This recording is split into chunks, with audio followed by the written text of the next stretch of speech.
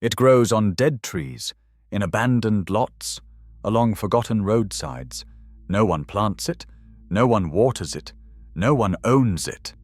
And yet this small dark berry contains more antioxidants than blueberries, more vitamin C than oranges, and more immune-supporting compounds than almost any fruit on the planet. For thousands of years, people called it the medicine tree. Entire villages depended on it. Ancient healers built their reputations around it. Kings and peasants alike kept it growing near their homes. Then, somewhere along the way, something changed. The fruit that once protected generations became a warning. The medicine tree became a danger. The berry that cost nothing and grew everywhere was suddenly labeled with a single word: poison. This is the story of elderberry, the plant that refuses to die, the fruit that heals in silence, and the strange campaign that tried to erase it from your memory. Welcome to Nature Hidden Vault. Before we understand why they fear this plant, we need to understand what it actually is. Elderberry comes from the sambucus tree, a hardy plant that grows across Europe, North America, and parts of Asia.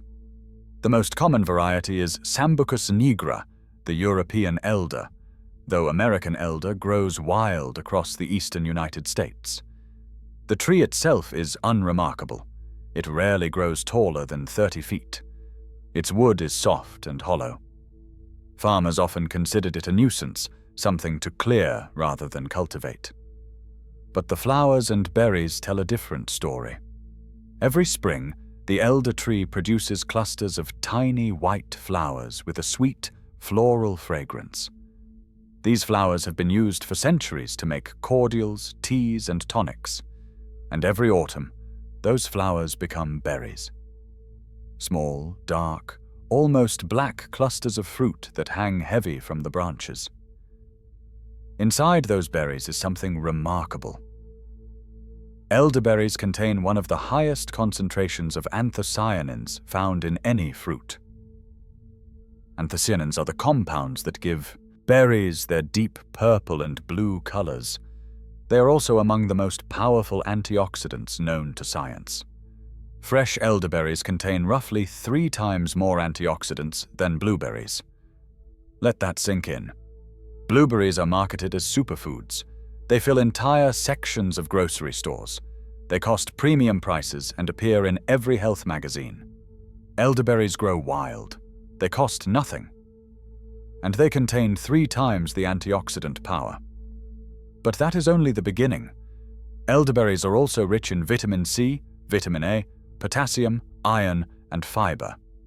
They contain flavonoids that support the body's natural defense systems. They have been studied extensively for their effects on respiratory health, inflammation, and cellular protection. The nutritional profile is so impressive that elderberry extract has become one of the best-selling supplements in the world. And yet, the actual berry, the whole fruit that grows free on every continent, remains almost unknown to the average person. Why? The answer begins with a simple truth. Elderberry cannot be controlled. It grows without permission. It spreads without cultivation. It thrives in the worst conditions, on the poorest soil, in places where commercial crops would fail. You cannot patent a wild plant. You cannot trademark a berry that grows in every ditch and forest. You cannot build a supply chain around something that anyone can harvest for free. And so, instead of promoting the whole berry, the industry did something clever. They extracted its power, concentrated it into pills and syrups, and sold it back to us at enormous profit. The global elderberry supplement market is now worth over $1 billion annually. Capsules, gummies, tinctures, and lozenges line pharmacy shelves around the world. But the actual fruit? The berry you could pick yourself? That remains invisible. Even stranger, the whole berry comes with warnings, cautions, labels that tell you it might be dangerous. Here is where the story gets interesting. Raw elderberries, along with the leaves, stems, and bark of the elder tree, contain compounds called cyanogenic glycosides. When consumed in large quantities, these compounds can release small amounts of cyanide in the body. This is true. But here is what they do not tell you. The concentration of these compounds in ripe elderberries is extremely low, and more importantly, cooking or heating the berries destroys these compounds almost entirely. For thousands of years, people have safely consumed elderberries by simply cooking them first. Elderberry jam, elderberry wine, elderberry syrup, elderberry pie. No civilization that used elderberries ever ate them raw by the handful. They processed them, as humans have always processed foods that require preparation. Cassava contains cyanogenic glycosides too, in much higher concentrations than elderberries. Yet cassava feeds over 800 million people worldwide. It is a staple crop across Africa, Asia, and South America. Kidney beans contain lectins that can cause severe illness if eaten raw, yet no one labels kidney beans as poison. We simply cook them. Apple seeds contain amygdalin, which converts to cyanide in the body. Yet apples remain the most popular fruit in America. So why does elderberry carry the poison label while these other foods do not? The answer is not about safety, it is about economics. A food that anyone can harvest, that grows without farming, that requires no pesticides, no irrigation, no expensive inputs, is a threat to systems built on scarcity. If people remembered that elderberry grows free in every forest, why would they pay premium prices for supplements? If families could make their own elderberry syrup at home, why would they need the pharmaceutical version? The poison label serves a purpose. It creates fear. It discourages foraging. It pushes people away from the free source and toward the profitable one. This is not conspiracy. This is simply how markets work. When a product cannot be controlled, the knowledge about it must be controlled instead. But the elder tree has a long memory, and the people who loved it never fully forgot. In ancient Celtic tradition, the elder was considered sacred. It was believed to be protected by a spirit called the Elder Mother.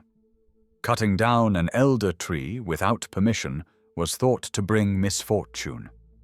In medieval Europe, elder trees were planted near homes to ward off evil spirits and protect against disease. The flowers were woven into garlands. The berries were made into wines that families kept for winter illness. In rural England, elderflower cordial became a summer tradition that persists to this day. In Austria and Germany, elderflower fritters remain a beloved seasonal treat. Native American tribes across North America used American elder for food and medicine for thousands of years. The berries were dried for winter storage. The flowers were used in traditional preparations. The hollow stems were crafted into flutes and pipes. This was not superstition. This was accumulated wisdom. Generations of observation passed down through time about a plant that genuinely helped people survive. Modern science has slowly begun to confirm what traditional cultures always knew. Studies have shown that elderberry extract can support immune function during seasonal challenges. Research has demonstrated its powerful antioxidant effects. Laboratory tests have revealed compounds that interact with the body in beneficial ways. The evidence is strong enough that elderberry supplements are now recommended by many healthcare practitioners. Hospitals stock elderberry products. Pharmacies dedicate entire shelves to elderberry formulations. The irony is painful. We have taken a free plant, extracted its essence, packaged it in plastic, and sold it for profit. Meanwhile, the actual berry continues to grow wild and ignored. In cities and suburbs across the world, elder trees bloom every spring, their berries ripen every fall. Birds eat them. Animals spread the seeds. The cycle continues, and humans walk past, unaware that one of the most powerful foods on the planet is growing within arm's reach. There is something important to understand about the elder tree. It is not just a source of berries. The entire plant has been used for centuries. Elderflowers, picked in late spring, make a delicate cordial with a honey-like sweetness.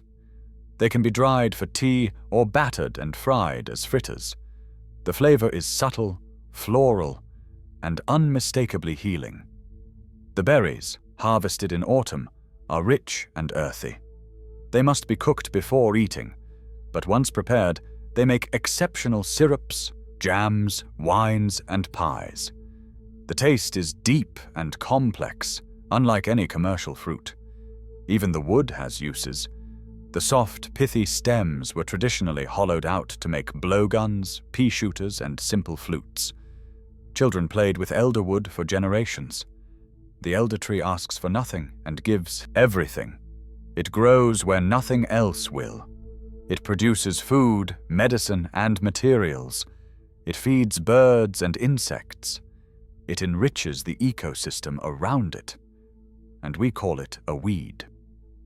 The story of elderberry is not unique. It follows a pattern we see again and again. Powerful plants that grow wild are labeled as dangerous. Free foods are replaced by expensive alternatives. Traditional knowledge is dismissed as folklore, while corporations patent the same compounds and sell them back as innovation. This is how erasure works. Not through banning, not through burning. Simply through forgetting. When no one teaches you about a plant, you do not know to look for it. When warnings replace wisdom, fear replaces curiosity. When the free option disappears from collective memory, the profitable option becomes the only choice. But the elder tree does not care about markets or patents or supply chains. It simply grows. Season after season, century after century, waiting for someone to remember. So what can you do with this knowledge? First, learn to identify the elder tree. It grows across most temperate regions of the world. The leaves are compound, with 5 to 7 leaflets. The flowers are small, white, and clustered in flat-topped groups. The berries are small, dark purple to black, and hang in drooping clusters. If you choose to forage, always verify your identification. There are look-alike plants that can be harmful. Learn from experienced foragers. Use reliable field guides. Never harvest from areas that may have been sprayed with chemicals. If you harvest elderberries, always cook them before consuming. Raw berries can cause digestive upset, but properly cooked elderberries are safe and delicious. Simmer them into syrup. Bake them into pies. Ferment them into wine. Elderflowers can be used fresh or dried. They make a wonderful tea. They can be infused into honey or vinegar. They add a subtle floral note to baked goods and beverages. Or simply plant an elder tree. They grow easily from cuttings. They tolerate poor soil. They require almost no care. Within a few years, you will have a lifetime supply of flowers and berries. The elder asks for nothing. It only gives. Remember what they tried to make you forget. Elderberry is not a poison. It is a gift that has been growing beside humanity for thousands of years. A gift that survived every attempt to erase it. It grows on dead trees because it brings life to dead places. It costs nothing because some things are too valuable to be bought. It carries the poison label because free medicine threatens profitable systems. But the truth remains, rooted in the soil, waiting to be rediscovered. Sambucus nigra, elderberry, the medicine tree, the berry that refuses to be forgotten.